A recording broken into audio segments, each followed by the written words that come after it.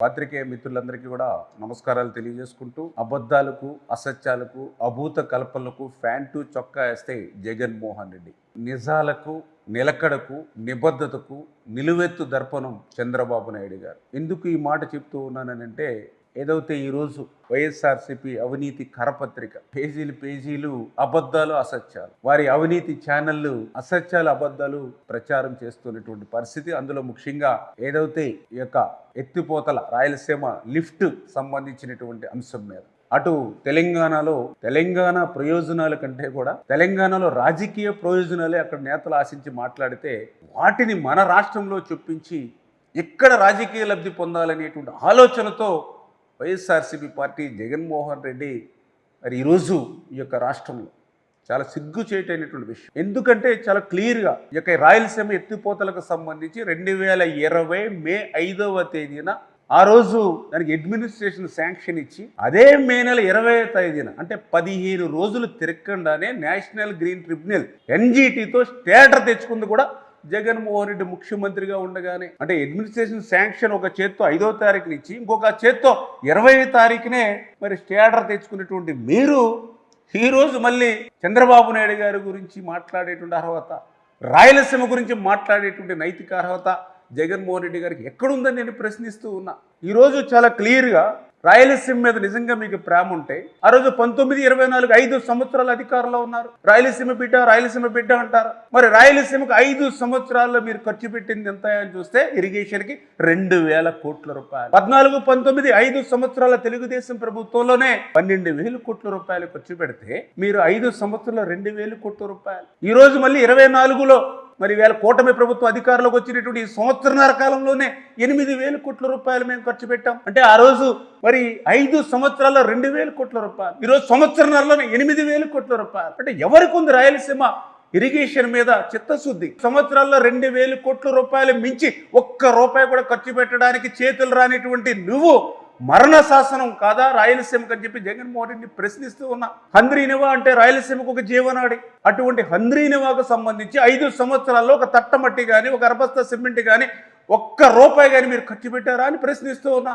ఆఖరికి మీ 5 సంవత్సరాల్లో వాడినటువంటి కరెంటు మోటార్ల బిల్లులు కూడా ఎగ్గొట్టినటువంటి మీరా ఈరోజు రాయలసీమ గురించి మాట్లాడుతున్నది. 5 సంవత్సరాల్లో మీరు చేయలేనిటువంటి పనిని చంద్రబాబు నాయుడు గారు ఒక్క సంవత్సరంలోనే 3,860 కోట్ల రూపాయలు హంద్రీనివాకు ఖర్చు పెట్టి 768వ కిలోమీటరు ఆఖరి వరకు అటు పొంగనూరు కుప్పం బ్రాంచ్కి కృష్ణమ్మ నీళ్లను తీసుకెళ్ళడం కానీ, 410 కిలోమీటర్లు మడకసిర మరి ఆఖరి చెరువు వరకు కూడా నీళ్లు తీసుకెళ్ళడం కానీ, మరి నీ 5 సంవత్సరాల్లో హంద్రీనివాని పడకేసినటువంటి నువ్వు రాయలసీమకి మరణ శాసనం కాదా అని చెప్పి ఈవేళ జగన్మోహన్ రెడ్డిని ప్రశ్నిస్తూ ఉన్నారని చెప్పి తెలియజేసుకుంటూ ఉన్నా.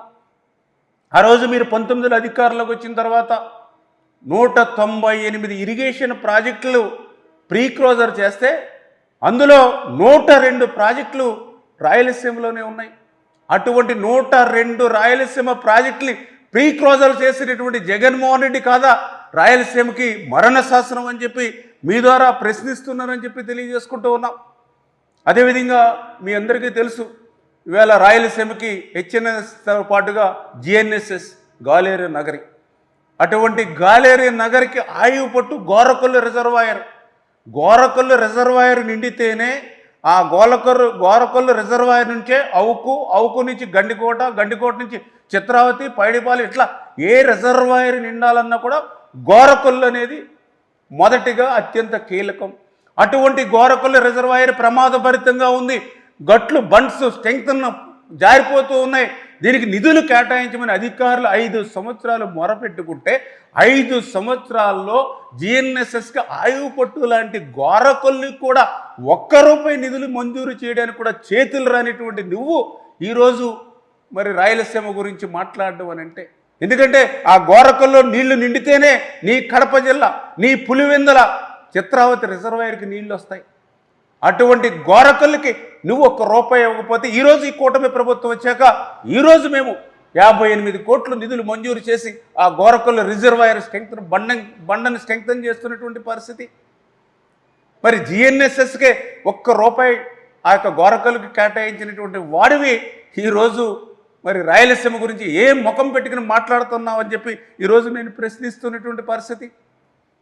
ఈరోజు సంవత్సరన్నర కాలంలోనే అటు జిఎన్ఎస్ఎస్ కానీ ఇటు హెచ్ఎన్ఎస్ఎస్ కానీ మరి ఈవేళ ఒక పర్యవేక్షణతో చంద్రబాబు నాయుడు గారితో పనులు చేశాం కాబట్టే ఈవేళ వేలాది చెరువులు ఈవేళ రాయలసీమలో ఏ ప్రాంతానికి పోయినా జలకలతో కలకల్లాడుతూ ఉన్నాయి. రాయలసీమలో ఉన్నటువంటి ప్రజలు చెప్తూ ఉన్నారు, ఆ రోజు శ్రీకృష్ణ దేవరాయల కాలంలో ఆ రోజు తటాకాలన్నీ కూడా జలకలతో ఉట్టిపడేవి. మళ్ళీ ఈరోజు చంద్రబాబు నాయుడు గారి కాలంలోనే ఈ చెరువులన్నీ కూడా జలకలతో ఉట్టిపడుతున్నాయని చెప్తూ ఉన్నారని అంటే ఇది చంద్రబాబు నాయుడు గారు రాయలసీమలో ప్రతి ఎకరానికి ప్రతి అంగుళానికి కూడా నీరు ఇవ్వాలి అనేటువంటి ఆలోచన అవి దశ అంటే ఏదైతే ఆ ప్రజల యొక్క మరి సంతృప్తికి ఒక నిదర్శనం అనే విషయాన్ని కూడా మరి సందర్భంగా తెలియజేసుకుంటూ అదేవిధంగా ఏదైతే ఈరోజు గోదావరి మనందరికీ తెలుసు ప్రతి సంవత్సరం కూడా 3000 టీఎంసీల నీరు వృధాగా సముద్రంలో కలిసిపోతూ ఉంది, వృధాగా ఉప్పు నీటిలో కలిసిపోతూ ఉంది. అటువంటి వృధాగా ఉప్పు నీటిలో కలిసిపోయేటువంటి 3000 టీఎంసీల గోదావరి వరద నీరులో 200 టీఎంసీల నీరు రాయలసీమకి ఉపయోగించుకోవాలనేటువంటి మరి చంద్రబాబు నాయుడు గారు పోలవరం నల్లమల సాగర్ మరి ప్రాజెక్టుకి కూడా మరి ఇక్కడ ఉన్నటువంటి వైఎస్ఆర్సీపీ ప్రతిపక్షం కూడా మరి అడ్డగోలుగా మాట్లాడేటువంటి పరిస్థితి ఉండడం, మరి ఏదైతే ఈరోజు చూస్తున్న లెక్కలు చెప్తూ ఉన్నాయి. ఈవేళ 50 సంవత్సరాల చరిత్రలో చూస్తే మరి దగ్గర దగ్గర 2904 టీఎంసీల నీరు ప్రతి సంవత్సరం యావరేజ్ని పోతుంది, దగ్గర దగ్గర 3000 టీఎంసీ లాస్ట్ 50 ఇయర్స్. అదేవిధంగా లాస్ట్ 10 ఇయర్స్ కనుక చూస్తే అంటే 2016 నుంచి 2025 వరకు చూస్తే దగ్గర దగ్గర యావరేజ్ 3400 టీఎంసీలు నీరు పోతుంది.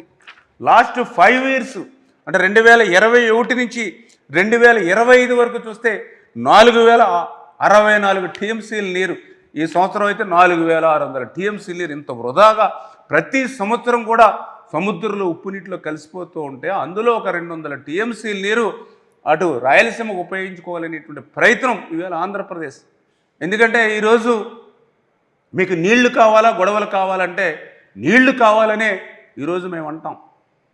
ఎందుకంటే చంద్రబాబు నాయుడు గారు తెలుగు ప్రజలు ఎక్కడ ఉన్నా కూడా సంతోషంగా ఉండాలి, తెలుగు రాష్ట్రాలు రెండూ కూడా అభివృద్ధిలో ముందుండాలి అనేటువంటి ఆలోచనతో ఉన్నటువంటి వ్యక్తి. అందుకే ఆ రోజు కాళేశ్వరం ఏ రకంగా అయితే గోదావరి నీటిని ఉపయోగించి నిర్మాణం చేసుకున్నారు, అదేవిధంగా అదే గోదావరి దిగువన ఉన్నటువంటి రాష్ట్రం ఆంధ్రప్రదేశ్ ఈవేళ పోలవరాన్ని ఉపయోగించుకుని మరి ఈవేళ ఆ 200 టీఎంసీలు నీరు తీసుకుంటే తప్పేంటని చెప్పి ఈరోజు ప్రశ్నిస్తూ ఉన్నాం. ఈ రకంగా మరి ఈవేళ తెలుగు రాష్ట్రాలు రెండు రాష్ట్రాలు కూడా బాగుండాలి, తెలుగు ప్రజలందరూ కూడా బాగుండాలి అనేటువంటి ఆలోచనతో ఈరోజు చంద్రబాబు నాయుడు గారు పనిచేస్తూ ఉంటే ఈ సంవత్సరన్నర కాలంలోనే ఎన్నో అభివృద్ధి కార్యక్రమాలకి ఎన్నో సంక్షేమ కార్యక్రమాలకి శ్రీకారం చుడితే ఎన్నో పరిశ్రమలను పారిశ్రామికవేత్తలను ఈ రాష్ట్రానికి తీసుకొచ్చి ఉపాధి ఉద్యోగ అవకాశాలు ఇస్తూ ఉంటే అందులో పర్టికులర్గా రాయలసీమను ఒక రతనాల సీమగా మార్చేటువంటి ప్రక్రియ ఈరోజు చంద్రబాబు నాయుడు గారి పాలనలో సాగుతూ ఉంటే అది వారవలేకే వైఎస్ఆర్సీపీ జగన్మోహన్ రెడ్డి ఇటువంటి అసత్యాలను అబద్ధాలను తన అవినీతి ఛానల్ అవినీతి పత్రికను ఉపయోగించి దుష్ప్రచారాలు చేస్తున్నారనే విషయాన్ని మీ ద్వారా ప్రజలందరికీ కూడా తెలియజేసుకుంటూ ఉన్నాం. Please subscribe to Leo news for more videos.